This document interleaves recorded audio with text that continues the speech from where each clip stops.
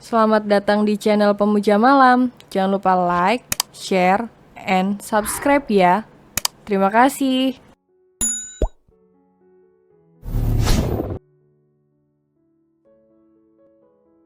Chapter 13, Janda Masa Lalu, Istri Masa Depan. Aku akan memberikanmu toko bunga. Kamu mau kan? Tanya Bara menawarkan. Aura menggeleng segera. Bara bukan memberikan bunga saja, tapi mau memberikan toko bunga yang benar saja. Tidak usah. Tolak Aura.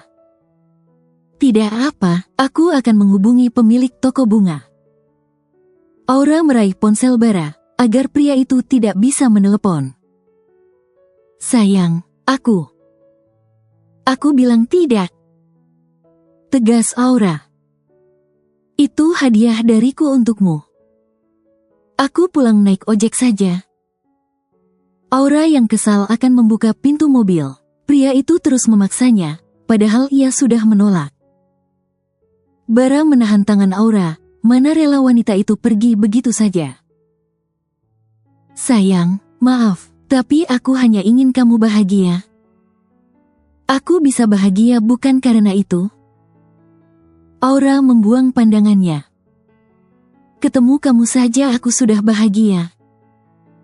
Ucapan Aura membuat Bara teramat senang. Aura bahagia karena dirinya. Sayang, terima kasih.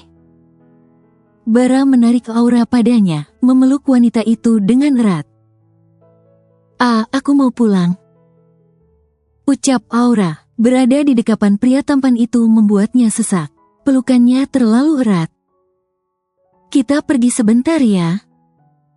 Kemana? Jalan-jalan, sudah pasang sabukmu? Aura mengangguk dan memasang sabuknya.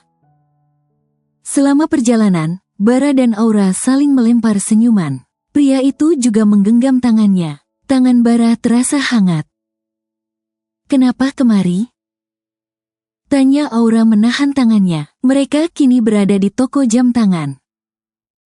Ini hari pertama kita. Aku ingin kita punya barang couple-an. Ucap Bara. Ia menarik Aura masuk ke toko jam itu. Akan membeli jam tangan couple, itu barang yang terlintas di pikirannya. Tapi Bara meminta pegawai toko untuk menunjukkan jam tangan keluaran terbaru. Ini toko jam langganannya. Kamu suka yang mana? Tanya Bara. Hah, di sini mahal, cari tempat lain saja. Ucap Aura, toko itu bukan kapasitasnya. Coba yang ini. Bara memakaikan jam tangan pada Aura. Sangat cocok. Pakaikan. Pinta Bara, ingin Aura memakaikan jam tangan padanya. Dengan perlahan Aura memasangkan jam tangan itu. Lihatlah, kita punya barang couple-an. Ucap Bara mendekatkan tangannya dengan tangan Aura. Kami ambil yang ini saja. Sambung Bara kembali. Jam tangan ini sangat cocok dengan mereka, simpel dan tidak terlalu mencolok. Namun tetap elegan. Sepertinya ini mahal, uangku tidak cukup. Bisik Aura jujur, ia tidak sanggup membayar jam itu. Sepertinya tidak mahal. Ucap Bara tanpa berbisik, memberi isyarat pada karyawan toko. Berapa harganya ini, Mbak? Tanya Aura langsung, jam tangan ini sepertinya sangat mahal sekali. Harganya. Karyawan toko menjeda dan melihat Bara yang mengangguk. Karena Mas dan Mbaknya adalah pengunjung toko kami yang ke-1000, toko kami memberikan penawaran harga yang spesial. Jelas karyawan toko sambil melihat Aura dan Bara bergantian. Terlihat pria itu mengangguk, seolah setuju dengan tindakannya. Oh ya. Aura tampak terkejut. Benar, Mbak, Mas dan Mbaknya cukup bayar 100.000 saja untuk jam tangan couple ini. 100.000 dapat 2? Tanya Aura memastikan. Benar, Mbak. Kami ambil ini. Ucap Bara cepat. Ia mengeluarkan kartu ATM-nya. Pakai uangku saja. Sudah aku saja yang bayar. Tolak Bara. Ia menyuruh Aura menyimpan uang 100.000 tersebut. Tapi karena Bara memaksa tetap bayar, Aura jadi menurut. Padahal ia ingin membayarnya, harganya tidak terlalu mahal. Kasir menerima kartu ATM itu dan menginput harga normal jam tangan tersebut. Setelah membeli jam tangan, Bara mengajak Aura makan. Perutnya minta diisi. Masa jam tangan ini harga 50.000, sepertinya salah. Ucap Aura merasa aneh. Ini jam tangan walaupun dapat harga spesial, tidak mungkin harganya segitu. 50.000 itu beli kotaknya saja nggak dapat. Bara mengulung senyum. Aura membahas jam tangan tersebut.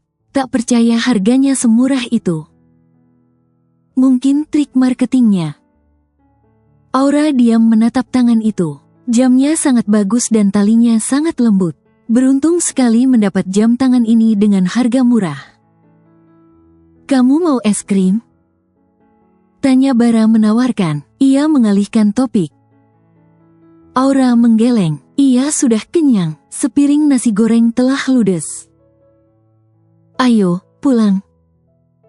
Ajak Aura. Pria itu tadi pagi mengantarnya ke kantor.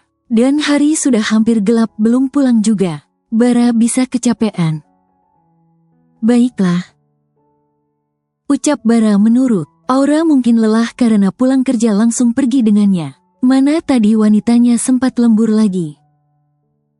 Walau sebenarnya masih ingin bersama, tapi Bara tidak ingin Aura keletihan dan jatuh sakit.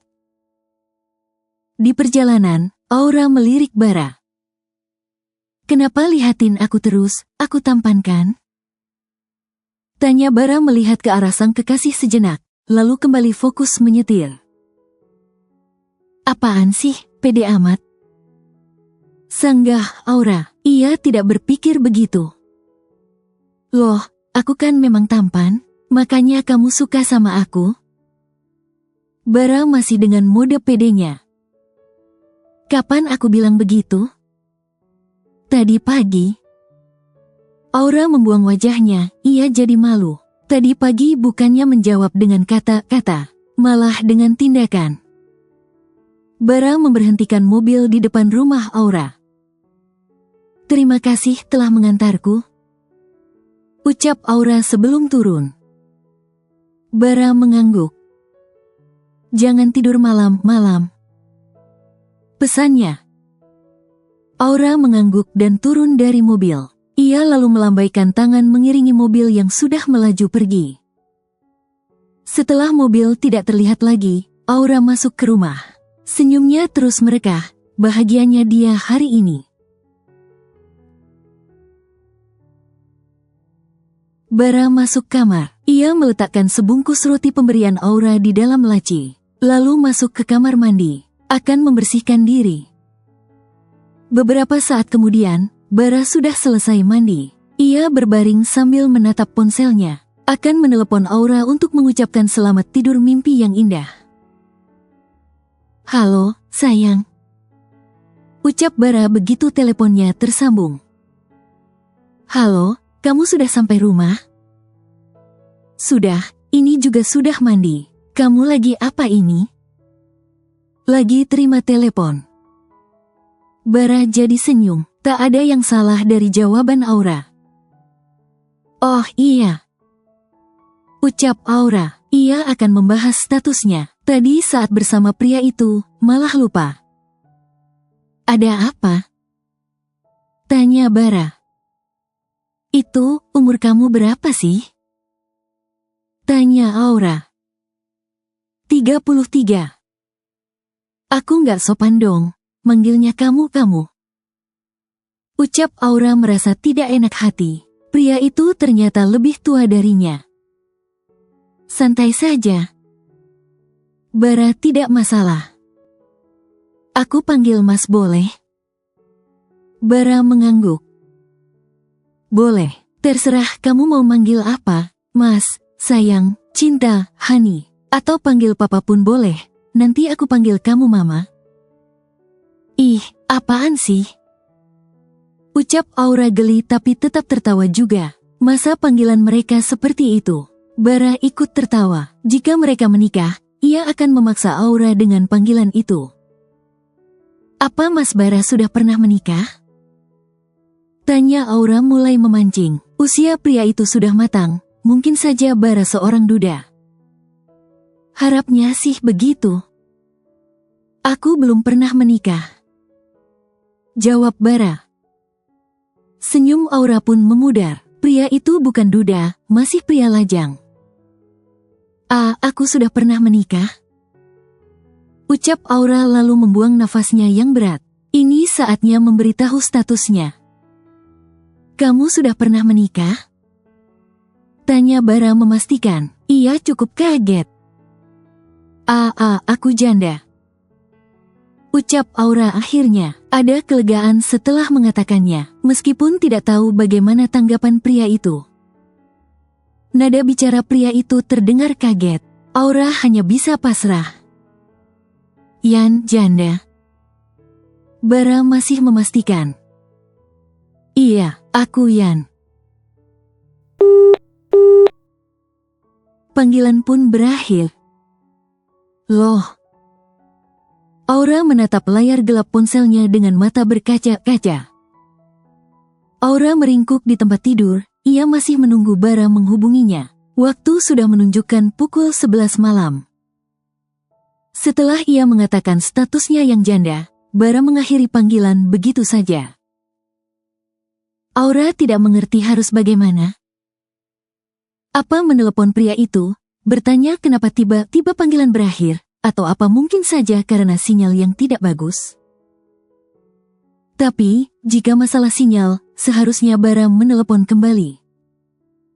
Atau pria itu kecewa dan marah padanya, karena baru memberitahu statusnya itu sekarang. Jadi mengakhiri panggilan begitu saja, seolah tidak mau mengenalnya lagi. Aura berkutat dengan pikiran-pikirannya itu. Tak tahu pasti apa yang dipikirkan pria itu kini tentangnya. Mau menelepon pria itu, takut diabaikan. Mungkin besok dia akan menghubungiku, mungkin ponselnya lowbat. Aura meyakini itu. Berharap Bara masih mau menghubunginya.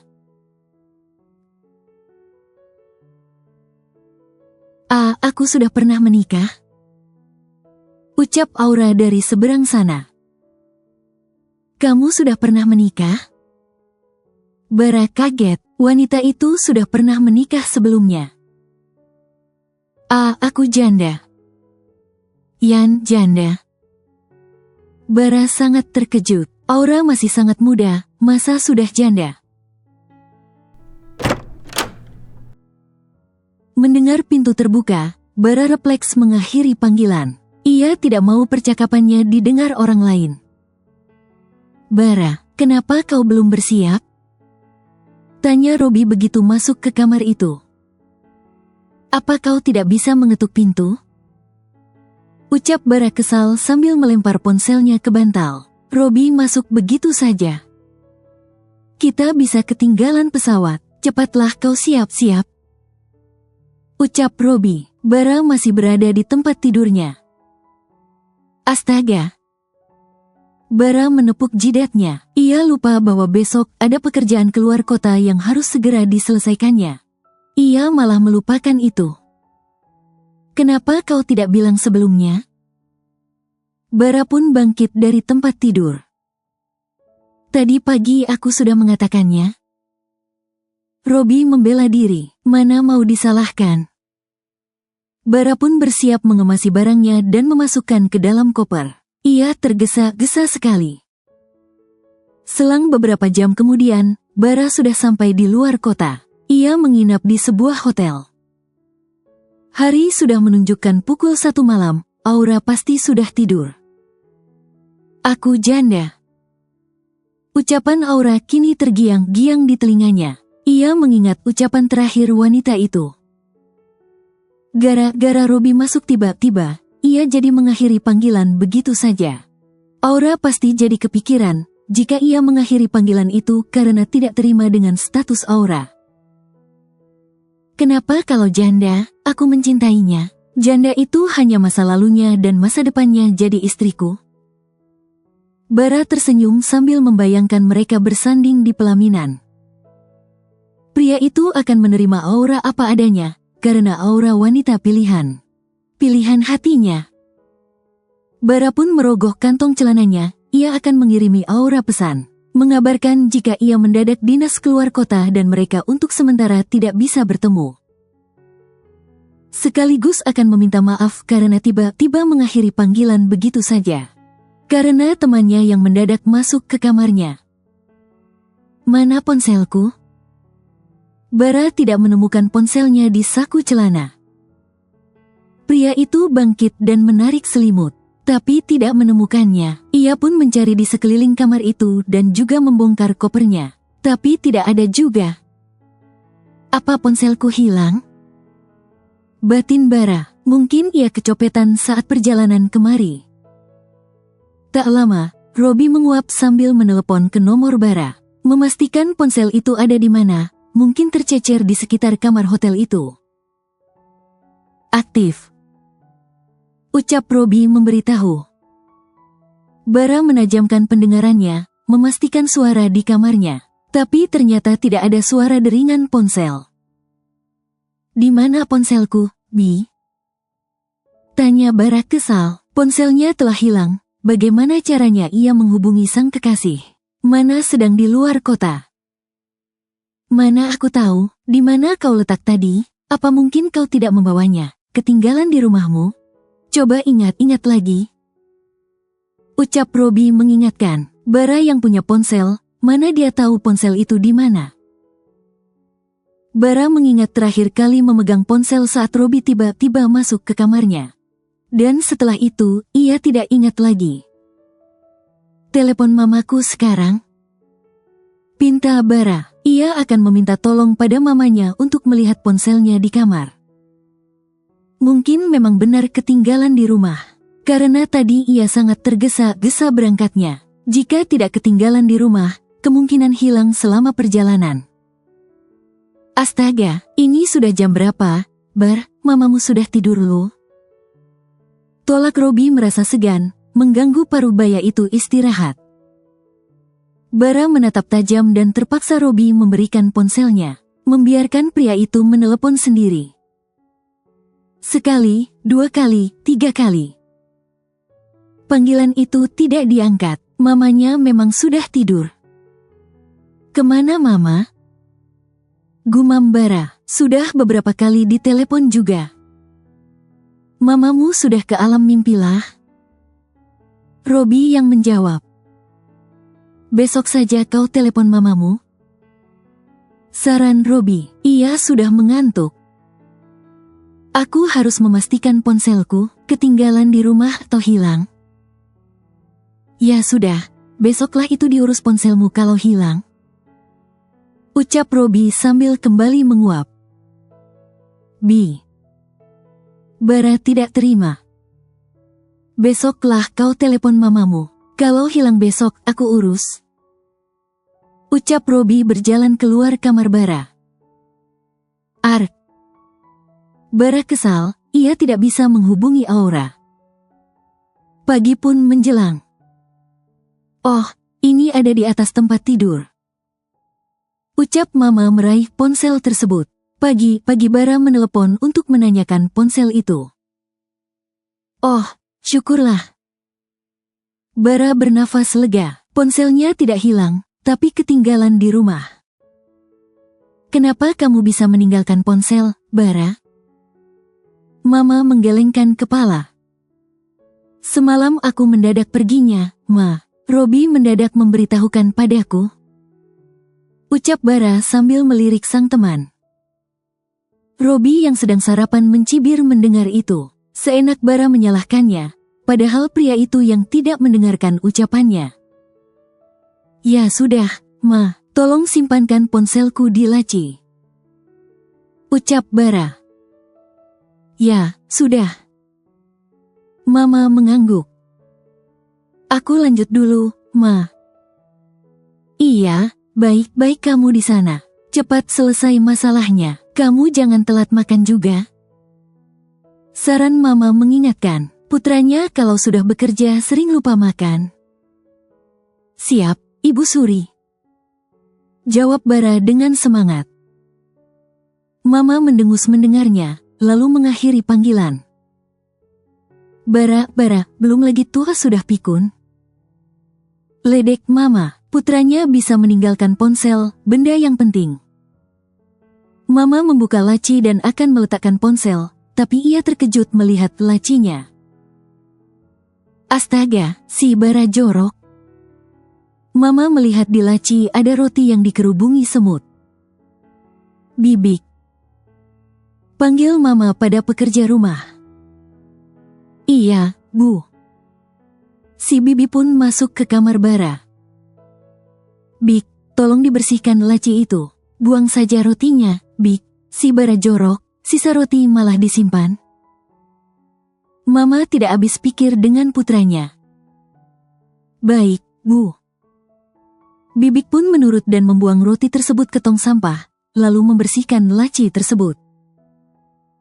Sementara Mama iseng melihat ponsel putranya, menatap serius pada wallpaper layar kunci. Ada dua tangan saling bergenggaman erat. Kedua tangan itu memakai jam tangan yang sama. Apa Bara sudah punya kekasih? Batin Mama, tangan yang besar dalam foto itu mirip dengan tangan sang putra. Makin penasaran, Mama pun ingin mengecek ponsel itu. Tapi, kenapa dikunci sih? Aura sarapan sambil melirik ponselnya. Tak ada pesan masuk atau panggilan dari pria itu. Padahal biasanya pagi-pagi Bara selalu mengirim pesan ucapan selamat pagi. Walau jarang dibalasnya, tapi tiap pagi selalu ada pesan darinya. Dia sudah kabur. Aura hanya bisa pasrah. Bara pergi karena statusnya. Ra, kau baru beli jam ya? Tanya Lili yang meraih tangan Aura, melihat jam itu dengan teliti. Banyak uangmu. Ucap Lili kembali, jam tangan itu harganya mahal. Dulu ia ingin membeli merek itu, tapi hanya jadi khayalannya. Uangnya tidak cukup. Tidak. Geleng Aura. Ini saja harganya 50.000. Lili mengangkat alisnya tidak percaya. 50.000 beli kotaknya saja nggak dapat. Tidak mungkin jam itu harganya segitu. Kau beli di mana? Tanya Lili kembali. Mungkin ada merek yang KW-nya. Tapi setahu Lili KW-nya juga nggak dapat harga segitu. Di sana. Aura menunjuk asal. Ia tak tahu nama tokonya, apalagi nama jalannya. Tapi tahu jalan kalau mau ke sana. Di mana? Itu tokonya yang di depan Hotel Podo-Podo. Ucap Aura mengingatnya. Apa? Lili tampak terkejut. Toko aslinya memang di sana. Pria itu yang membelikannya untukmu? Aura mengangguk pelan. Jamnya Couple An. Semalam aku mau bayar yang punyaku saja, tapi dia menolak. Ra, pasti pria itu orang kaya. Ini jam mahal loh harganya. Ucap Lili, tidak ada harga 50.000 di toko itu. Paling murah sejutaan. Karena kami pengunjung yang ke-1000, makanya dapat penawaran harga spesial, Li. Makanya harganya segitu. Ucap Aura apa adanya, memang begitulah yang dikatakan karyawan toko itu.